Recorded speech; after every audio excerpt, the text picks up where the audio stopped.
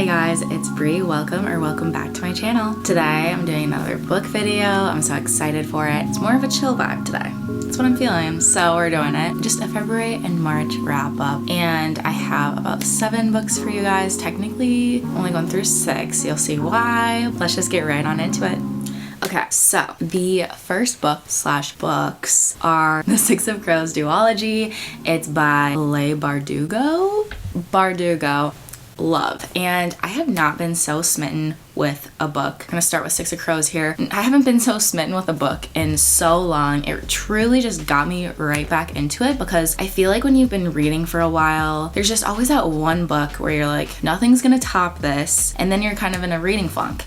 And this is what pulled me out of my reading funk. I gave it 5 stars. So anyways, it's in the Grishaverse. So if you have watched Shadow and Bone on Netflix, it is in the same universe, and it's like the same vibe, a lot of the same characters, but different plot. It's from the perspective of 6 different characters. They're all working together to get through this heist, and give me anything with a heist. Like actually, a movie, a book with a heist, I will eat that shit up. I will, because there's this whole plan and I love it. So this is basically the most intense / impossible heist. They're pulling off the impossible, but Kaz, the main character, if you want to say that, because he's like the leader of this gang called the Dregs, he always accomplishes the impossible. So you know what's gonna happen. Yes, he is in Shadow and Bone. He's the like guy with the top hat and the cane, if that's what you're like trying to reference. But yeah, the 6 characters are Matthias, and he just got out of jail. Nina, who put him in jail, and she is a Grisha. She has powers, and her powers are heartrender, so she can control like your blood flow, and with that she can do a lot. Like she can kill you,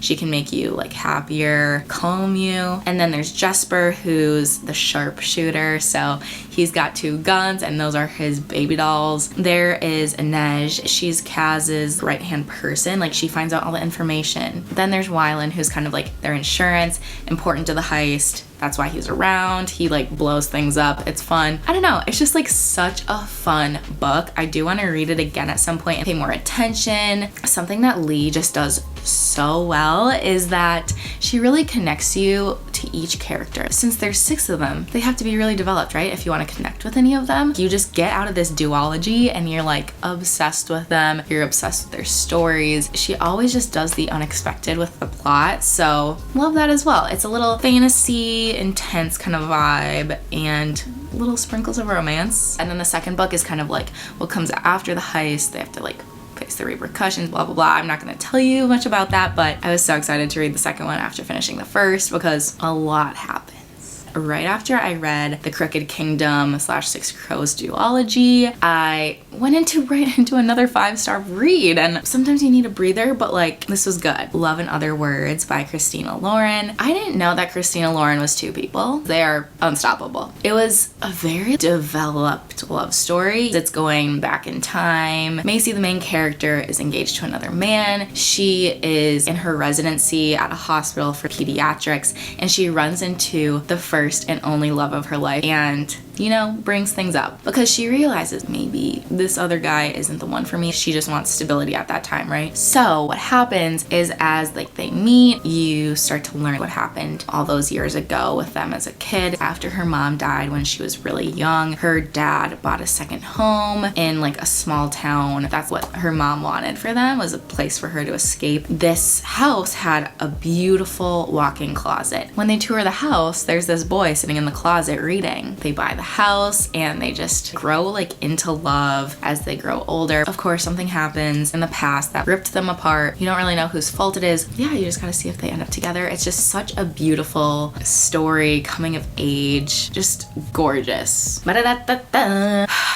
I started getting into somewhat of a funk, and it's because of the next book that I read. It was called How to Love Your Neighbor. I thought it was just gonna be some cute, really easy read. It was so chaotic. I almost DNF'd it, but I just really wanted to know how it ended because, you know, I'm a sucker for a haters to lovers trope. I am. Let me just give you some background on this book. Grace is an interior design student. She's kind of older, like 28, so she like went back to school, and recently her last grandparent died. She never knew her grandparents because of her mom. Her mom is kind of, this sounds so bad, but like the stereotypical addict parent who's always like coming back. The source of a lot of chaos is her mom. So she inherits this house from her grandparents whom she never knew. It's right on the beach, and she wants to fix it up. Next door is a neighbor, obviously. His name is Noah. He's like a real estate investor. People think that he's just kind of not really earned everything he has in life because of his family, but he definitely has, and he's redoing the house next door. He really would like to be in this Big Shot magazine, and he really wants to buy her property so he can have like a guest house and just a better view of the beach. And he's relentless. They hate each other. And then he finally gets this newspaper to come out and look at his house. Grace stops over because of an issue that they're having, and they're arguing. The person there who's like interviewing him sees their chemistry and is like,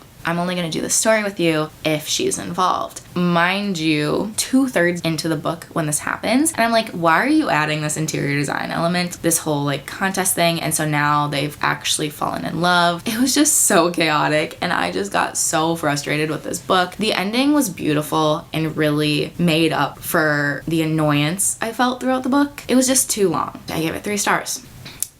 And then something happened. The Spanish Love Deception finally became available on my Kindle app. And I've been waiting for probably 3 months to read this book. Of course, I just had to wait for the perfect time when I could be fully invested in this book that everybody is so obsessed with, because people say that The Hating Game and The Spanish Love Deception are above the rest. Let me just say right off the bat, I gave it 5 stars. I would say after reading this book, if you liked The Hating Game, you probably would like this book. I would say that The Hating Game is more for anybody. Like anybody would enjoy that book. But The Spanish Love Deception is just like that cheesy, gritty, trope-filled book that some people just might get annoyed with because it just like doesn't make sense. It's just not necessarily like a beautifully written book. It's just for people to enjoy, to be entertained, whereas The Hating Game is kind of a work of art in my opinion. There's just so many tropes in it that it just does become a little chaotic, but you fall in love with the chaos. Whereas the other book was just like chaotic, annoying. This is love. The 2 main tropes are fake dating and haters to lovers. The main character, Lena, she's a team leader at this smallish company in New York City. You don't know why, but she's fled her small town in Spain to come work in New York City. Something bad had to have happened. It traumatized her, and Noah has recently become a team leader. He just joined this company a few months ago. They're enemies already because after she gave him a super warm welcome, he completely shut her down emotionally, and then she overheard him talking to their boss saying he will under no circumstances be willing to work with her. They just have this strong rivalry. What has happened recently is her sister got engaged, and she lied to her family and said she's gotten over all this drama in Spain and is now even seeing someone. Of course, she basically says that it's Noah. Takes a lot of convincing on his end, which is interesting. He goes with her to Spain and they pretend to date. Loved it. 5 stars. Okay, don't come at me for this one, but I'm just gonna explain myself first. I am currently in a science fiction and fantasy literature class. I'm a senior in university, and I just wanted to take a fun lit course before I left. Lit class, here we are. So I've actually been reading a lot more than usual. I haven't included a lot of those books in this video just because they've been really random, but I felt like I either like learned a lot from them or it was just out of my comfort zone, which was the whole point of taking this class. And one of the books I did want to share that I read was 1984 by George Orwell. And this is like a satire about totalitarianism, and it was written in like 1949 amidst Nazi Germany. So you already kind of know what the vibe is here. It's kind of dark, gloomy, very heavily based within the government. So definitely out of my comfort zone. And basically it's about this man who works in the outer circle in the party, and something that you'll notice throughout the book is that the outer and the inner circle of the party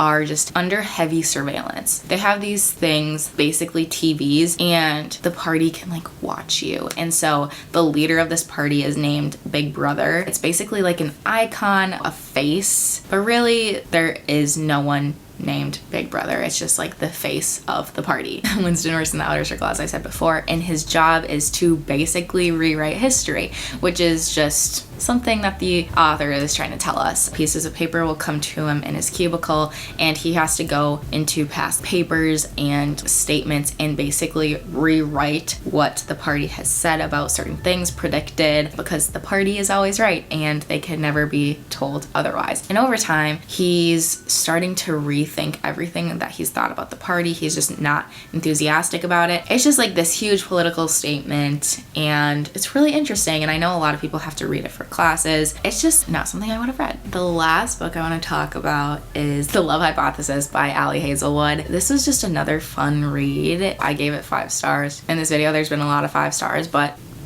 I've just had a lot of good books come across my plate recently. What can I say? Olive is the main character, and she's a third-year biology PhD student at Stanford. What's recently happened is her best friend An has taken a liking to a guy that Olive, the main character, used to date, but Olive was never super into him, and thus why they ended things. But An is a good friend, girl code, you know, not gonna date him, but it's obvious that they're meant to be together. In order to convince her best friend that it's okay, she wants to kind of show her that she's moved on, and lies to her and tells her that she's dating someone. Another fake dating trope. What can I say? She tells her friend that she's going on a date that night. An runs into her at the lab when she had said that she was going on a date. So Olive doesn't own up to her lie and grabs the first person she sees and kisses him. The person she ends up kissing was Adam Carlson, a revered professor there. Everybody basically hates him because he's so strict. Just like the last person that like she would want to be doing that with. They start fake dating because it's in both of their best interests. She's trying to convince An that she's over this other guy. Adam is trying to convince the board to release his funds for research. Naturally, with the fake dating trope, you know what's gonna happen. So yeah, I just really enjoyed that book. It was so funny and lighthearted. Since then, I've been kind of in a reading funk, I'm not gonna lie. I tried to read The Policeman, the movie that Harry's gonna be in. I truly just couldn't get into it. So here I am,